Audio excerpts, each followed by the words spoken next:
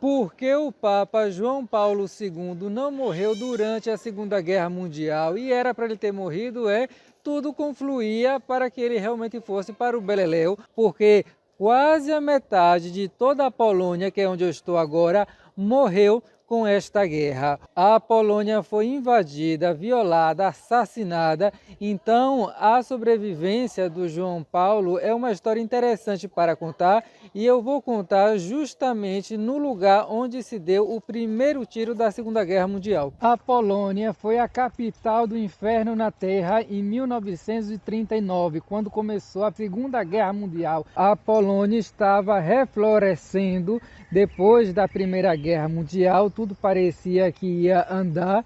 Porém, o que acontece é que a Alemanha, que perdeu a Primeira Guerra Mundial, ficou muito descontente com as coisas que eles tiveram que pagar, porque ao perder a guerra, perdeu também muita parte do seu território, principalmente essa faixa de mar onde eu estou, que era a passagem para o mar. Então você imagina, eles ficaram sem acesso a essa parte. Desta maneira, Hitler começou a crescer na Alemanha de uma maneira impressionante e começou o seu expansionismo, que foi o que desencadeou a Segunda Guerra Mundial.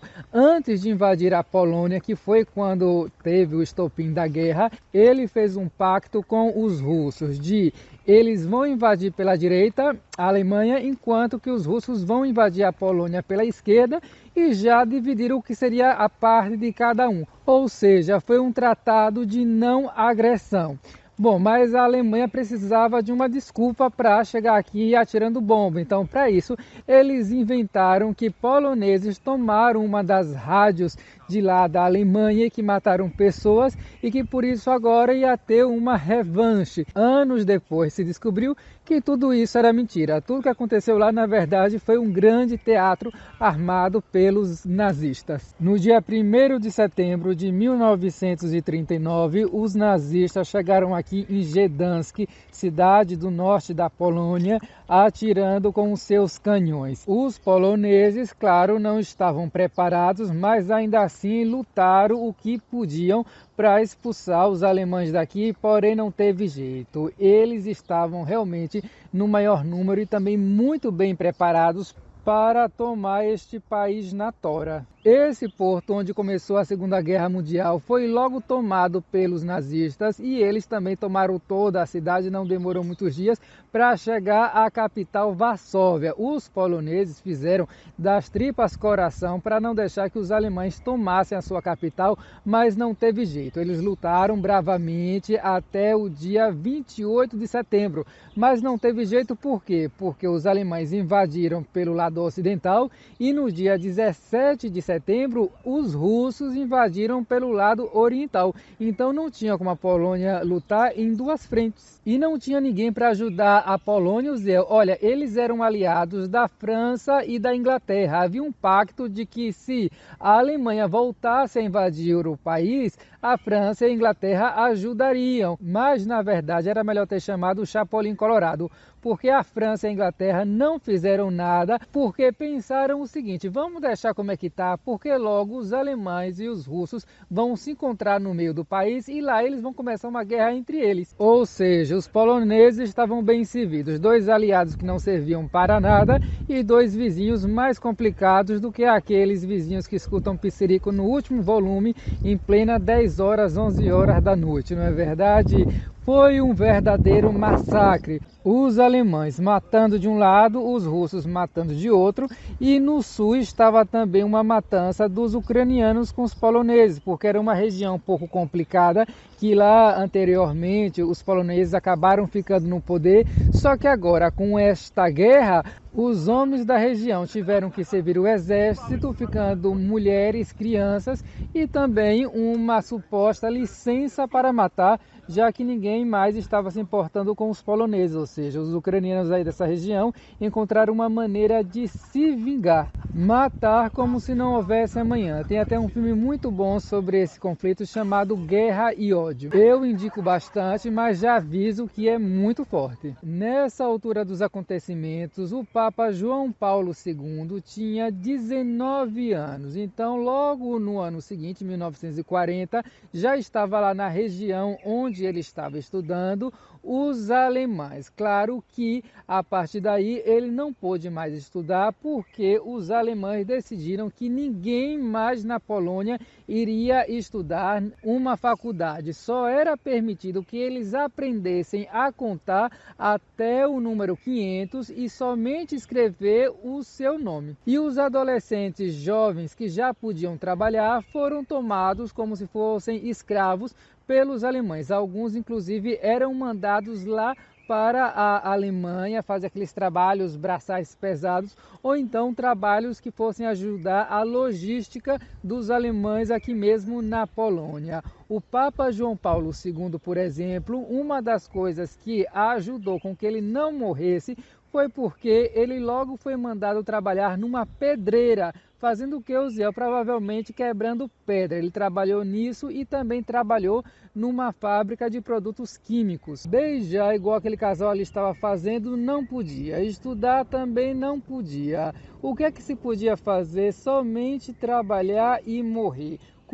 Comiam o mínimo possível. Só quem vivia pior do que os poloneses eram os judeus e os poloneses judeus. Aí realmente não era vida, era praticamente ser um zumbi. Esse monumento tão estranho foi feito aqui para marcar o início da Segunda Guerra Mundial, lembrar também da quantidade de pessoas que infelizmente faleceu e para que isso nunca seja esquecido, que é para ver se não volta a acontecer uma catástrofe como essa. Deixa eu caminhar aqui para o sol, porque está chegando o pôr do sol e começou a ter um vento assim meio gelado, então o sol, aqui no sol, né, dá para se esquentar um pouco. Agora você imagine, alguns dos poloneses foram mandados para a Alemanha, outros ficaram trabalhando aqui mesmo.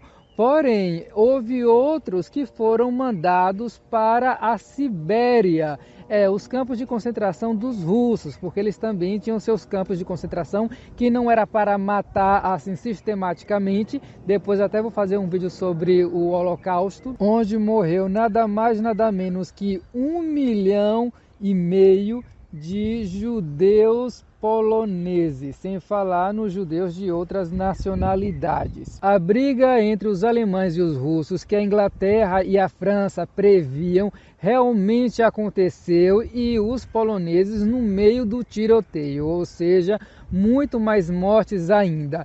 Lá para o ano de 42, os russos chegaram aonde estava o João Paulo II e onde também aí estavam os alemães. Então ficaram lá trocando tiros. Nisto, os russos conseguiram tirar os alemães de Cracóvia, que era onde vivia o Papa. Nesta época, ele ainda estava trabalhando e de maneira clandestina, porque era proibido, como falei, ele estudava. Ele começou a sua faculdade de teologia estudando nos lugares escondidos, escuros, porque, claro, era totalmente proibido. Então, quando os russos chegaram a Cracóvia, muitos poloneses foram mandados ou para esses campos na Sibéria ou para os campos do Cazaquistão, que era muito pior, porque com frio os poloneses já estavam mais ou menos acostumados. Agora, com o calor extremo, árido e totalmente seco, aí realmente não tinha salvação. Como diz uma amiga minha, lascou Bahia. E João Paulo continuou vivo mesmo agora sobre o domínio dos russos e sem ter que ir trabalhar nesses campos tão distantes, porque ele sabia falar russo. Ser inteligente na Polônia nessa época não era um bom negócio, porque os alemães não só proibiram as pessoas de estudar, como também mataram os que já tinham estudado. Tudo que era cientista, sociólogo, filósofo, artista, professor, doutor, os alemães mataram ao invadir o país e tomar o poder. Já do lado que estava a Rússia, eles fizeram a mesma coisa.